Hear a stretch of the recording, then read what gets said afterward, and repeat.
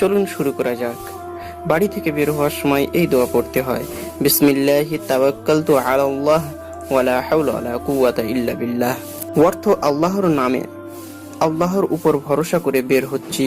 আল্লাহ ছাড়া কোনো ভালো কাজ করা কিংবা মন্দ কাজ থেকে বিরত থাকার সম্ভব নয়। বিস্তারিত হাদিসের মধ্যে এসেছে, হুজুর সাল্লাল্লাহু আলাইহি ওয়াসাল্লাম বলেছেন, যে ব্যক্তি ঘর থেকে বের হওয়ার সময় দোয়াটি বলে, তখন তার জন্য বলা হয়, তোমার জন্য যথেষ্ট হয়েছে, তুমি রক্ষা পেয়েছো, এবং শয়তান তার থেকে দূরে সরে যায়। অন্য এক হাদিসে এসেছে, তার জন্য অন্য শয়তান বলে, ওই লোককে তুমি কিভাবে পদভ্রষ্ট করবে, যে এরই মধ্যে হেদায়েত প্রাপ্ত হয়েছে, তার জন্য যথেষ্ট হয়েছে এবং রক্ষা পেয়েছে। তো বন্ধুরা, ভিডিওটি ভালো লাগলে অবশ্যই আমার চ্যানেলটি সাবস্ক্রাইব করবেন এবং এই দোয়াটির উপর আমল করার চেষ্টা করবেন। ভিডিওটি দেখার